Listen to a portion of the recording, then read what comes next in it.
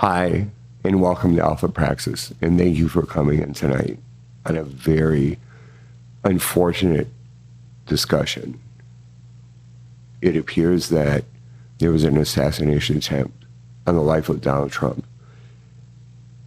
One thing we all have to agree on is that violence is never the answer. There's no reason to engage in violence to solve political discourse, social issues, anything. I hope we all can agree on that. Because violence never solves anything. All violence creates is more violence. And right now we're in a situation where there's an assassination attempt on Donald Trump.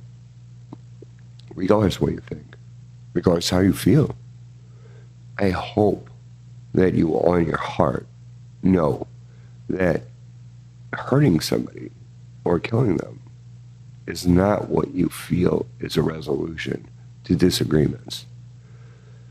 We all have problems with opposition. It's normal. You get angry.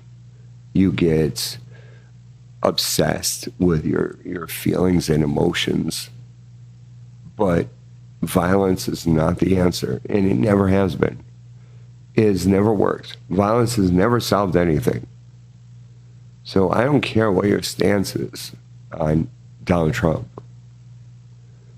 You should, at this point, be hoping that he is safe and recovering well, and know that in your heart, a human to a human, you care about his recovery. It doesn't matter what we all think about each other with regards to our politics or our interests or our personality differences. What's important is that at the end of the day, we can come together and say, we need to stand up for one another. We can't allow people to jeopardize the safety of others. That's not okay. That's not right. That's not just. If you think that you're a good person or you believe at all that you care about anyone, then you won't accept that at all as a way to be and engage in the world. We're all born into this world and manifested into a destiny to help develop it into a wonderful place of incredible opportunity and joy and happiness. And we all might come at it from a different perspective. That happens. That's just because we're all different. That doesn't mean we should hate one another. Doesn't mean that murdering somebody is even close to okay. It's normal for us all to feel anxiety or energy with regards to what somebody else thinks that doesn't correlate with our feelings. That's normal. That's natural. We all do that. But violence doesn't solve anything. It creates more violence. It never fixes a problem. It has never resolved an issue.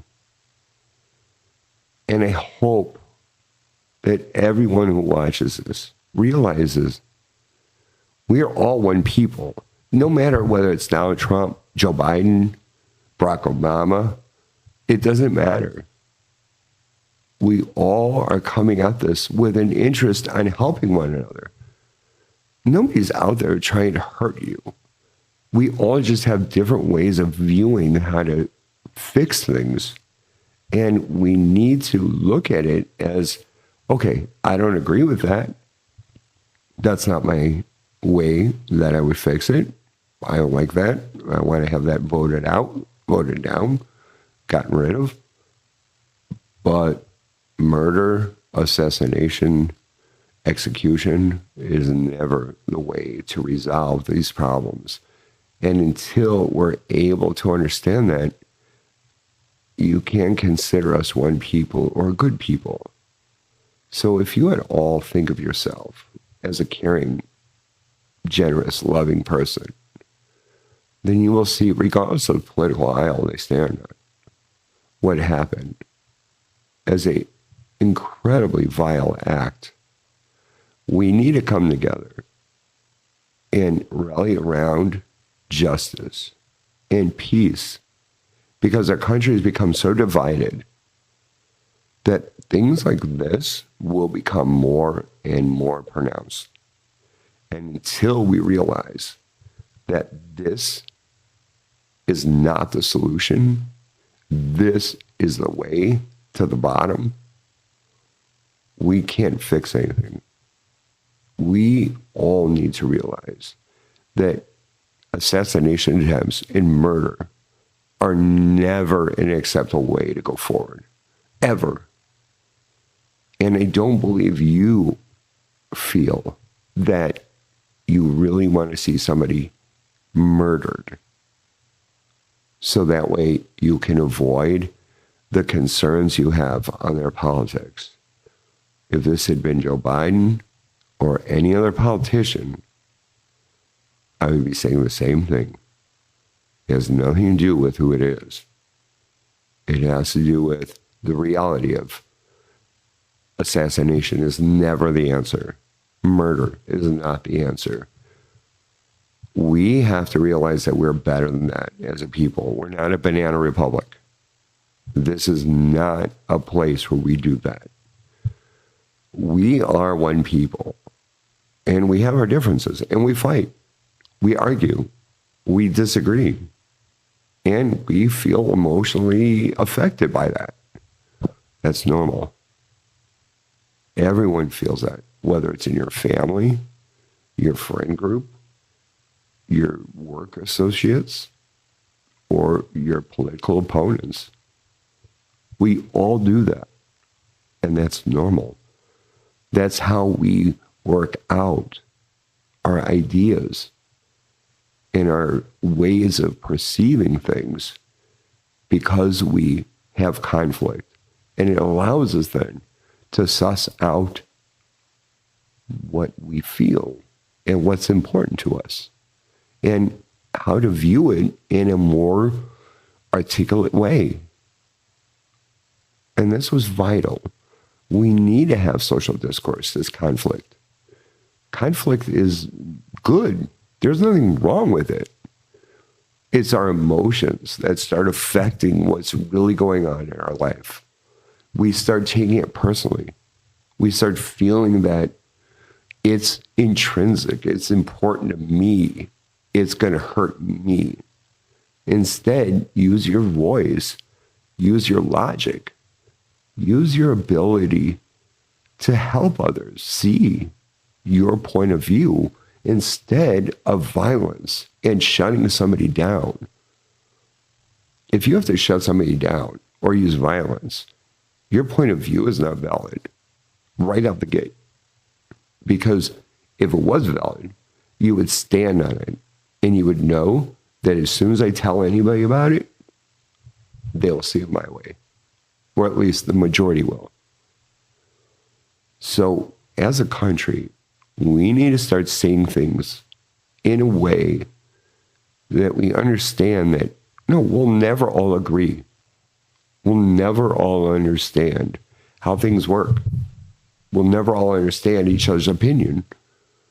And yeah, sometimes you'll get upset. But as a grown human being, we need to understand that that's normal. We all disagree on all kinds of things, whether it's whatever you want for dinner to what do you want for your politician to do. That's completely normal. If you think that we're all going to be similar, that would be a scary world, because I love the diversity in us. I love the difference. I love the fact that none of us see things exactly the same. You can look at something and see it totally different than I can. But when you explain it to me and you articulate what you're saying, I might then see the beauty in what you're seeing that I didn't notice at first.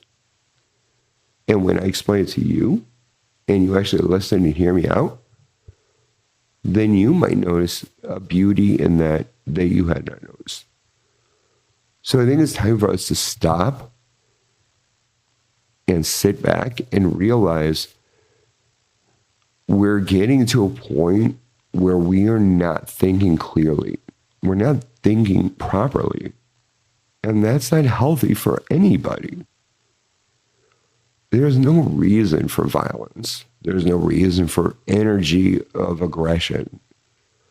Because once that happens, it just starts spiraling downward. And it doesn't go anywhere good, because everybody has the potential for aggression and energy of violence. And nobody wants that. What we want is to come together again as a family, a country, a one United States of America, where we all understand that we don't have to see each other in the same light, but we have to respect each other and understand that it's valuable to have competing opinions and ideas.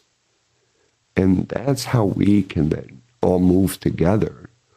And regardless of what party you're affiliated with or what your interests are, we can move forward and learn to behave as one nation and really access the power that the collective of all of us have together.